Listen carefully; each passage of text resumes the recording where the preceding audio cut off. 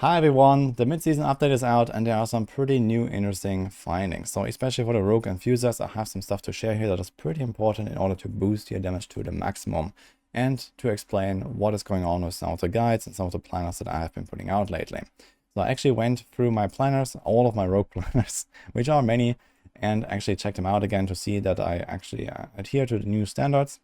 And I also want to give a shout out to Ava, Mippy, and Xario, who have been bringing some stuff to my attention and telling me about some of those things I'm about to explain to you. So with that being said, there are some things you need to know about rogues in the current patch. So number one is Andariel's. Andariel was supposedly buffed by 50% and now also triggers on far away enemies. So basically on the enemy instead of on you. Now, none of that actually happened, and there will be a hotfix that will fix this at some point. Right now, it is still the good old Andariels that we already know, and it just has fake animations that play on enemies, but the enemies don't actually explode with the poison. It's still you exploding basically, and the poison happening around you. So there will be an update for this, and it will work the way it was described in the patch notes at some point, but not yet. That being said though, Andariel's rogue is really sick, it's very powerful, and it also has some other applications. For example, lately I've been playing Twisting Blades. I've been optimizing the setup here, and I've actually spent multiple hours reworking the max roll guide with some renewed attention here. I already put out my Twisting Blades guide. There's a full video on this that explains the new combos around puncture resource generation and getting free combo points with a single puncture, and how you can make permanent poison imbuement work. And also there's an inner sight version of this now. So I've been playing this, and it actually turns out better than I expected, to be honest. I was able to get up to like 1 billion DPS or so with Twisting Blades. It has some pretty serious damage output, and that was on hardcore, and that was not fully optimized. In fact, I didn't even have Twisting Blades ranks on my gloves. So yeah, there is pretty big potential here. It's not the best rogue build out there actually, despite that pretty damage output, but I do expect that at least for high-end pushing, Twisting Blades is gonna be quite a competitive option. So when we do maybe another max roll leaderboard for the pit, well, we might try this with Twisting Blades this time. So that being said, there is also a new technology that we have learned about, which is Deadly Ambush. So if you look at Deadly Ambush, it is a pretty powerful legendary node, one of the best that a rogue has to offer, maybe one of the best in the game, that gives you a 23% increased damage for your crits when you have enemies affected by your traps. Now it's 2024 and every rogue build runs caltrops because you need to take down bosses, and bosses are a major weakness of the entire rogue class, so you want to try to benefit from this damage multiplier, and you have natural synergy with Deadly Ambush, so every build runs that. However, it says crit damage, and even if you crit, for example with a poison imbued Twisting Blades, it shouldn't really do anything. However, what is actually happening here is that this tooltip is just lying to you, as many others are. And what it actually does is this.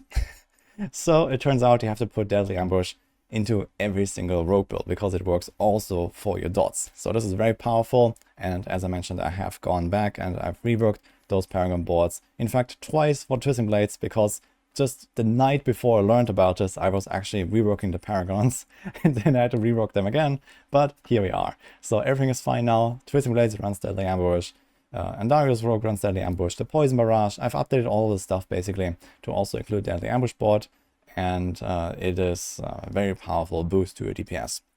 So this also means that, for example, stuff like Poison Trap has become a bit more valuable these days if you run this as well. So I don't really put this into the setup, but you could if you wanted, because caltrops is something that is like somewhat inconvenient to use most of the time when you're not in a boss fight. Most of the time I really don't press it until the boss, and then you get this huge boost which really helps you. But if you want to also get a bit of a burst against more mobile targets, or against the elites, for example, then having a poison trap makes it very easy to activate it, because as long as the poison dot from the trap is ticking, which lasts 10 seconds or longer after the last hit, yeah, well, you can get a very easy activator here for Deadly Ambush. So that's something to keep in mind. Personally, I've been kind of a big poison trap enjoyer, and there are actually some builds where I still have it for that reason. And lastly, I want to talk about Heartseeker rogues. A lot of people ask me about what is going on with Heartseeker. Is it still good? Yes, it is still the best rogue build out there. There was no fix to Victimize, so Victimize is still double dipping as always. And in fact, we learned that Malice is also double dipping, so that joins the ranks of some of the other double dips that this build has. If you're not aware, certain effects count twice for the damage of Victimize, which is why it is so powerful currently. When they ever fix that, I guess in Season 5, then this will definitely lose a bunch of its power, in particular for high-end pushing in the pit, because one of the double dipping multipliers is the Caltrops. And thanks to all of this Caltrops duration that you can stack, you get a pretty large multiplier. Like for example here, you see up to 114% extra damage. And then you get that twice, so that is pretty busted, and also makes for like a very inconsistent damage output thanks to this double dip and thanks to this really long stacking effect of Caltrops. So when you have a boss on a very high end in a pit fight, for example, well, you can have a massive range between your normal damage output and the high roll damage output, basically. So that's one of those effects. The ambush is one of those other ones. We have the exploit passive. We have now also the malice passive. So the thing that is happening here is that Victimize scales of your sheet value of vulnerable damage, and malice goes into that sheet value, which is just like inaccurate as f, let's say, in terms of how the damage is actually calculated, but this is what the tooltip does. And this just goes straight off tooltip value. So your damage goes up quite a bit thanks to Malice. But then Malice also correctly increases all of your damage by 9% again after you hit them with the vulnerable effect active. So this is why that is also double dipping. So there's yet another thing and yet another, for example, good passive that you can go for your Heartseeker rogues. And lastly, about Heartseeker rogues, a lot of people ask about Andariels with Heartseeker. Now, the thing is, you have a lot of attack speed, you have a lot of lucky hit, so the kind of like baseline is there to make Andariels kind of powerful, because it's exactly how the Andariels rogue works. They have a lot of attack speed, a lot of lucky hits, but Andariels rogue also has a lot of other very powerful poison synergies. There's Bane, there's Tracker, there's, you know, Eldritch Bounty, all these like non-physical damage effects. There's close quarters combat that gives you lots of attack speed and extra damage. None of that applies to a Heartseeker rogue. So you have Victimize that has no interaction with Andariels, so there's no reason to put Andariels in here. It will trigger, but it won't really do much damage. It will do like maybe 10% of a real Andariels rogue, basically. And in that case, it's just not really worth giving up something like a Harlequin Crest or even a normal helm, I think, where you can have, you know, an extra concussive strike or something, and maybe extra lucky hit and extra dex, for example. So you just won't really make up for the loss of a normal helm if you equip Andariels. There is one upside here, which is that you can get easily activated debilitating toxins, for example. So this is cool, but you can also just do that with a poison trap, for example. This is what I mentioned earlier with the deadly ambush, for example. So you don't really need to have Andariels just for that purpose. It's not really worth it. However, Andariels could be used in a Heartseeker version if you take the original Andariels build and then equip Heartseeker. So this is kind of like where it's at if you want to play like a ranged Andariels with Heartseeker, because you can actually benefit from this high lucky hit here. It has very similar proc rate compared to Puncture. The main difference really is that you have less attacks. So especially at high attack speed values, Heartseeker does lose out a little bit against Flurry.